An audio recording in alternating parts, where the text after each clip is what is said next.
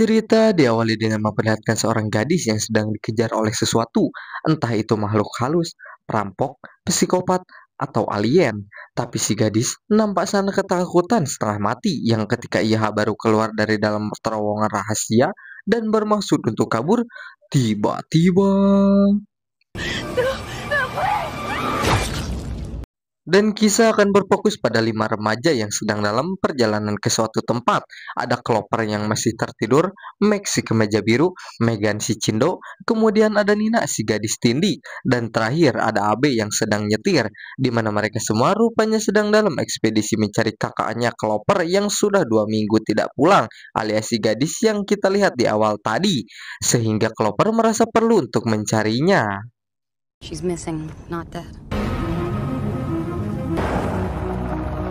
Setibanya di rest area, Clover kembali melihat rekaman video terakhir dari Melanie kakaknya yang dari latar videonya terlihat jelas jika sang kakak melakukan video call di tempat ini, sehingga Clover pun memutuskan untuk masuk dan menanyakan langsung pada sang pemilik toko.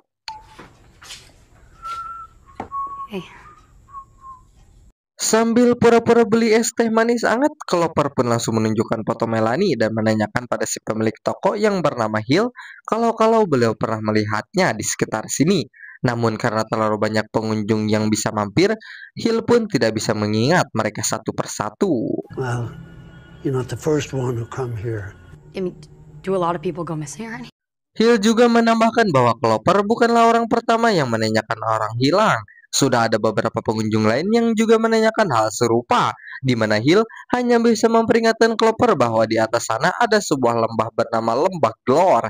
Orang yang menginap di sana dikabarkan tidak akan pernah kembali, sehingga demi kebaikan mereka semua akan lebih baik jika Clover mencari kakaknya di tempat lain. People get in trouble. Glor Valley? Bukannya mendengarkan nasihat dari Hill, Clover dan kawan-kawan justru malah pergi ke lembah yang dimaksud. Sempat terjadi cekcok karena beberapa dari mereka tidak setuju dengan keputusan Clover. Suasana mencekam tiba-tiba muncul saat Abe mengaku tidak bisa berputar arah dan hanya mutar di situ-situ saja. Yang ketika mereka memilih untuk tetap melanjutkan perjalanannya, tiba-tiba What the hell? Holy shit. What is going on? terjadi anomali cuaca yang disebut dengan rain boundary atau suatu kondisi ketika hujan terlihat membentuk garis atau tirai yang jelas memisahkan area yang terkena hujan dengan area yang tidak kehujanan, di mana mereka cukup dibuat terpukau saat melihatnya dari dekat dan memutuskan untuk mengabadikan momen langka ini. It's cool though. Dan inilah penginapan yang Hill maksud. Suasana di sana benar-benar sepi seperti tak ada kehidupan sama sekali. Sambil menunggu hujan reda, mereka memutuskan untuk masuk saja berharap si pemilik penginapan dapat memberi informasi yang dibutuhkan. Maybe there's someone inside that could tell us where we are.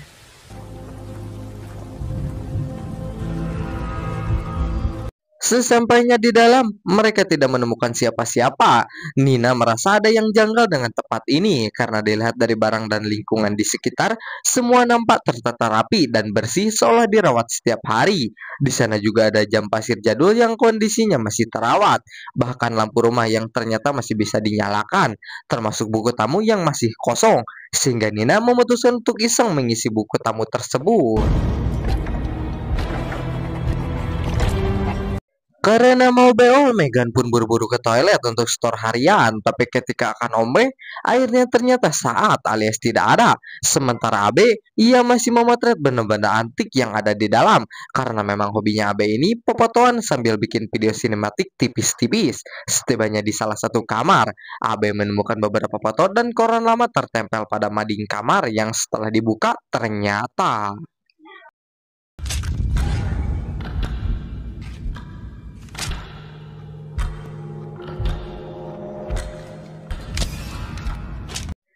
Abe benar-benar terkejut saat mengetahui jika semua foto yang tertempel ternyata merupakan kumpulan dari foto orang hilang yang entah apa penyebabnya dan kenapa harus ditempel juga di kamar penginapan umum seperti ini. Namun yang membuatnya semakin merasa janggal adalah ada foto Melanie kakaknya Clover yang juga terdapat di tempat tersebut.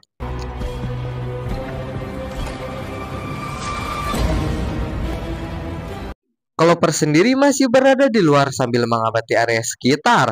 Tak lama, ia dikejutkan oleh bisikan yang mirip dengan suara Melanie kakaknya, disusul dengan kemunculan sosok bayangan di balik kabut tebal yang semakin menjauh. Clover yang penasaran langsung mengikutinya namun tidak menemukan apa-apa, sampai akhirnya muncul Max yang baru buru-buru menariknya keluar. Clover? Are you okay? Singkat cerita, malam pun tiba. Ketika sedang melihat kembali buku tamu yang sebelumnya kosong, Nina seketika terkejut saat mendapati nama Melanie sudah memenuhi buku tamu tersebut. Padahal jelas-jelas tidak ada orang lain selain mereka di rumah ini. Dan baru dia sajalah yang mengisi buku tamu tersebut. Tak lama muncullah Abe yang memperlihatkan temuannya pada Nina dan Megan. Mereka baru sadar jika dari semua foto orang hilang yang terpajang, tidak ada satupun kontak atau alamat yang bisa dihubungi, sehingga mereka semakin dibuat bingung dengan apa sebenarnya tujuan dari dipajangnya foto-foto orang hilang ini. There's no details on hers or any of the others. Patient, not even a phone number to contact if you have information. So what's the point then? Tak cukup sampai situ saja, Clover CS kembali dibuat heran dengan jam pasir yang sebelumnya mati kini tiba-tiba berputar dan kembali berjalan normal, disusul dengan mobil AB yang tiba-tiba hilang dari tempat parkir. Saat diperiksa, ternyata si mobil sudah berada di balik hujan dengan kondisi menyala. Entah ada orang iseng atau memang ada bangsat yang kebetulan lewat. Mereka memutuskan untuk kembali ke dalam setelah si pengendara menggaur-gaurkan mobilnya dengan cukup keras. Back inside. Exit, go. Sempat akan menghubungi 911 namun tidak ada sinyal. Abe dan Nina akan mengawasi dari balik jendela, sementara Clover dan sisanya akan mencari telepon kabel yang mungkin masih bisa dipakai. Setibanya di basement yang kondisinya cukup gelap, Max kembali dibuat heran dengan adanya jendela di ruangan ini, karena jelas-jelas basement ini berada di ruang bawah tanah, di mana Clover sendiri akhirnya berhasil menemukan telepon dan langsung menghubungi 911 saat itu juga.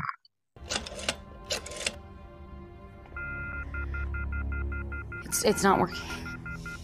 Karena telepon tidak berfungsi, Megan mencoba radio yang kebetulan masih bisa dinyalakan. Beberapa kali mencoba untuk meminta bantuan, mereka hanya mendapatkan suara kekersekan sebagai balasannya. Sementara untuk Abe dan Nina, mereka teralihkan oleh suara pakolotrak dari sebelah dapur, sehingga untuk memastikan semuanya baik-baik saja, Nina diminta untuk tetap mengawasi mobil, sementara untuk Abe, ia akan pergi ke belakang untuk memeriksa. Tetapi...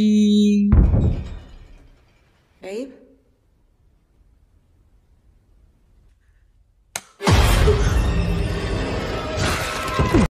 Nina benar-benar terkejut saat menemukan Abe sudah tewas bersimbah darah, disusul dengan kemunculan sosok pria bertopeng yang juga menghabisinya. Mendengar suara jeritan dari atas, Max langsung naik untuk memeriksa. Yang setibanya di ujung tangga, ia kembali ke bawah untuk menyuruh Clover dan Megan bersembunyi setelah si pria bertopeng mengetahui keberadaan mereka di dalam basement.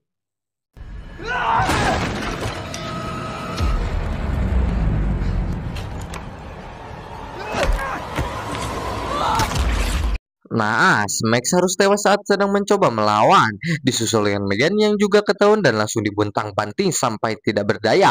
Sementara untuk Clover, ia hanya bisa terdiam saat melihat si pria bertopeng menjeduk-jedukan kelapa Megan sampai tewas. Sempat menikam punggungnya dengan pisau dapur, nampaknya itu belum cukup untuk menjatuhkan si pria bertopeng ini, sehingga Clover yang panik pun memutuskan untuk kabur sampai ke dalam hutan. Tetapi...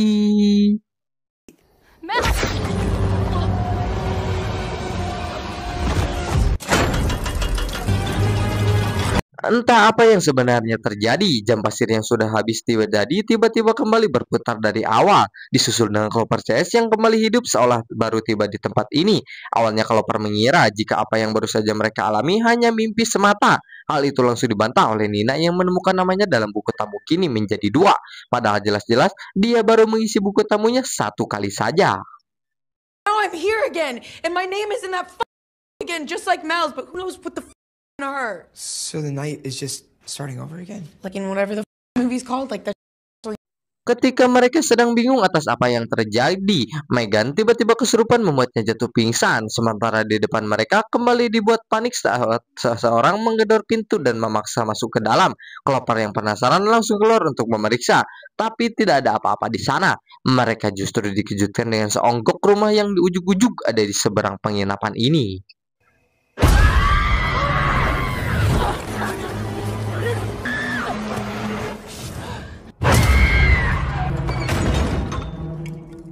Disinilah Clover sekarang terbangun di sebuah rumah kosong dengan beberapa potongan manekin menyeramkan. Di situ juga ada nenek-nenek yang sedang anteng nonton berita terkini. Sempat diminta tolong namun tidak merespon. Clover yang tidak peduli memutuskan untuk kabur namun pintunya malah macet. Yang ketika berbalik, si nenek-nenek ujung mengarontok dan berkata bahwa satu-satunya cara agar bisa keluar dari tempat ini adalah mereka harus bertahan sampai fajar tiba.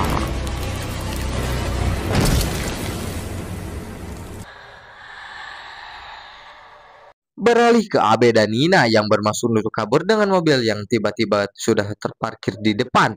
Namun baru saja akan pergi, muncullah psikopat lain yang mencegat dan menghabisi mereka berdua. Sementara untuk Max, ia bermaksud mencari Clover dan menemukan jasadnya sudah menjadi abu. Max pun melanjutkan pencarian hingga ke lantai atas yang ketika ia tidak menemukannya di sana dan bermaksud untuk pergi, tiba-tiba Clover?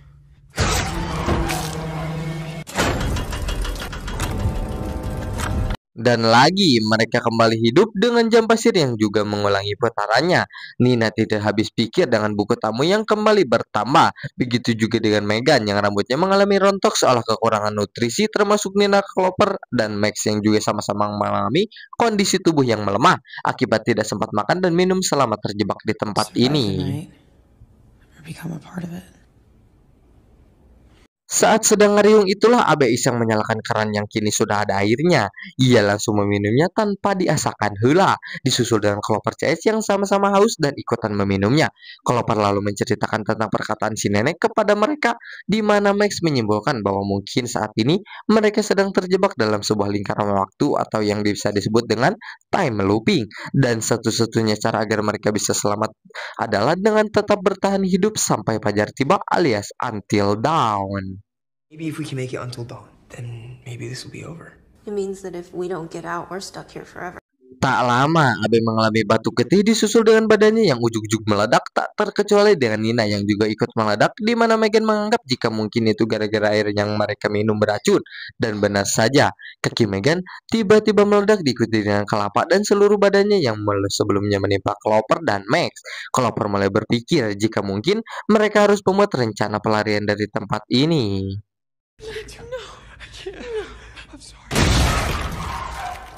Karena mulai terbiasa dengan kematian, mereka kini tidak terlalu peduli dengan teror apalagi yang akan menimpanya.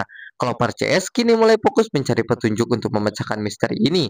Saat sedang ngacak-ngacak berkas itulah, Clover tak sengaja menemukan beberapa kartu nama dengan nama Dr. Hill yang setelah dia tilik-tilik, Clover baru sadar jika Dr. Hill adalah pria yang ia temui di pom bensin tempo hari. Holy, this is the guy. This is the guy from the gas station. Look. Tak hanya itu saja kejutannya, Abe juga menemukan fakta menarik tentang sejarah kelam dari kota ini.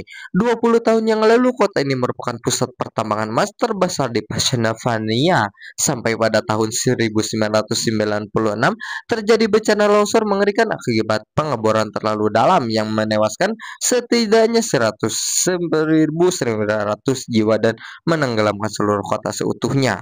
The whole town got swallowed up by the earth. That's why there's no other houses here. Akibatnya tempat ini menjadi satu-satunya tempat paling mencekam dengan sejuta sejarah kelamnya, di mana hal itu dimanfaatkan oleh Dr. Hill yang merupakan seorang psikolog cerdas saat itu. Ia ditugaskan untuk membantu para penyintas mengatasi trauma berat akibat bencana 20 tahun yang lalu. Beliau menemukan celah untuk memadukan trauma berat seorang dengan tempat mengerikan semacam ini.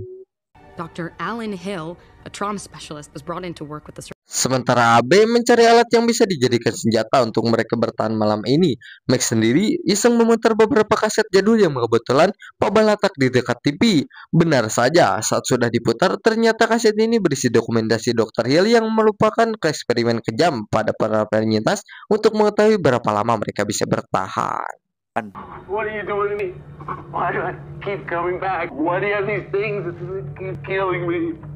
Dr. Hill yakin jika seseorang yang mengalami trauma berat, ketakutan hebat, kecemasan berlebih, perasaan putus asa, rasa lapar luar biasa, dan terkurung di tempat seperti ini dalam jangka waktu yang lama akan mempengaruhi emosi dan perubahan fisik bagi penderitanya, seperti yang terjadi pada penyintas dalam video ini, yang merubahnya menjadi makhluk Wendigo atau kanibal paling mengerikan.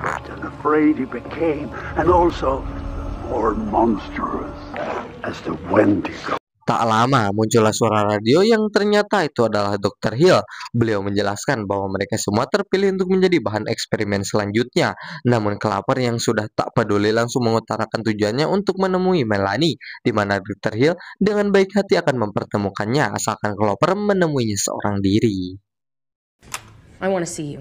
That can be arranged, but just you, Clover.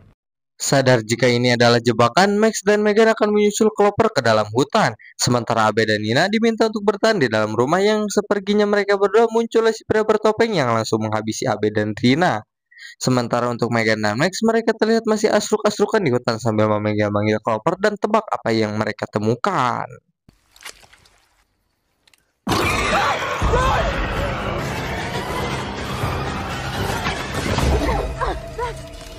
Selamat dari kejaran Wendigo, Megan justru malah terjebak di atas kaca rapuh dan harus terjatuh bersama Wendigo yang langsung menyeretnya entah kemana.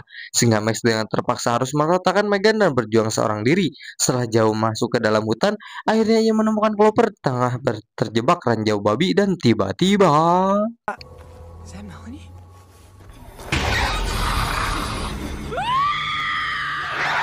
Muncullah Melanie yang kini sudah menjadi Wendigo sepenuhnya. Sempat terdiam karena tidak percaya dengan apa yang dilihatnya. Max dengan cepat membawa Clover kabur dan bersembunyi di balik pagar belakang penginapan. Sadar jika malam ini mereka tidak akan selamat, Clover mengajak Max untuk mati sekali lagi dan melakukan pelarian lain di malam berikutnya.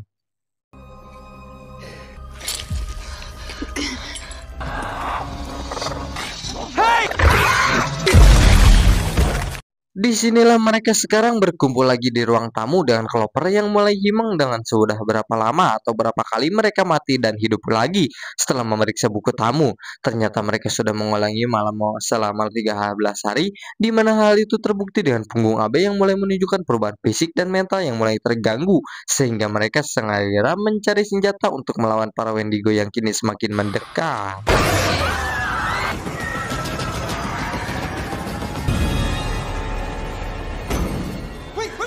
Selamat dari kejaran para Wendigo, kini mereka harus kembali berhadapan dengan pria bertopeng yang menghadang di ruang tamu. Max menyuruh Clover untuk fokus saja menemukan keberadaan Dr. Hill, sementara mereka akan menahan dan berusaha melewat si pria bertopeng sekuat tenaga.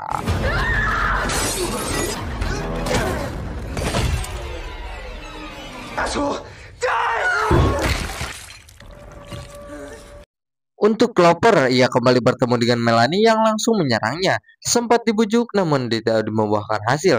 Clover yang sebenarnya tak tega pun terpaksa harus melakukan perlawanan hingga ia berhasil mendorong dan membuat Melanie tertusuk batu tajam.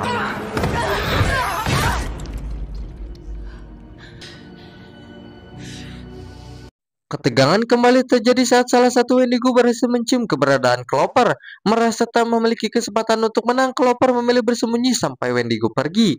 Di sana juga ia menemukan seongkok mayat yang entah mayat siapa itu. Dan setelah beberapa saat mencari, akhirnya ia berhasil menemukan persembunyian Hill dengan beberapa CCTV yang digunakan untuk memantau perkembangan Clover CS. Disusul dengan kemunculan Hill sambil menenteng kopi kapal api tanpa gula. You have been an intriguing patient, Clover. Pada akhirnya terungkaplah bahwa Cloverlah target utama dari eksperimen gila ini. Hill yang mengetahui riwayat trauma berat pasca kehilangan Melanie pun mulai menyusun atau merancang rencana untuk memancing Clover ke tempat ini.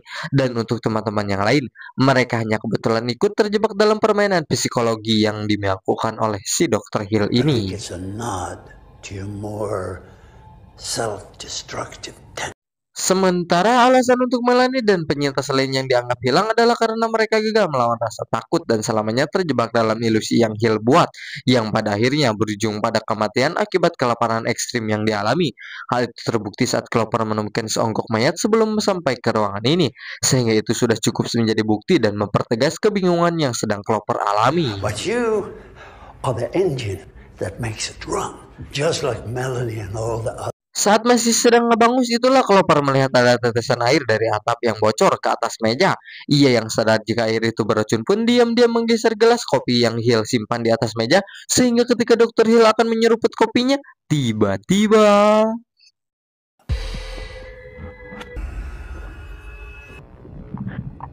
It's you.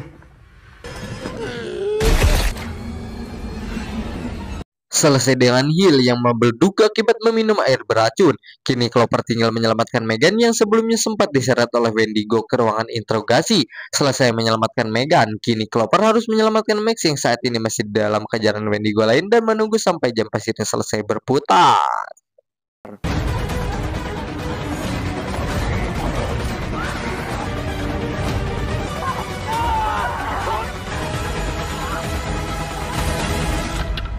Singkat cerita, esok pagi pun tiba dengan terbitnya matahari dan hilangnya kabut tebal di sekitaran penginapan. Hal itu menandakan bahwa mereka berhasil lepas dari permainan psikolog yang Hill buat, di mana mereka adalah satu-satunya korban Dr. Hill yang berhasil selamat sampai sejauh ini. Terakhir, kita akan diperlihatkan dengan beberapa CCTV yang berada di kediaman Dr. Hill, disusul dengan kemunculan mobil van hitam yang sepertinya bermaksud untuk menginap di tempat ini, di mana mereka tidak sadar jika itu adalah sebuah kesalahan besar karena Dr. Hill akan kembali dengan permainan psikologi yang semakin ekstrim.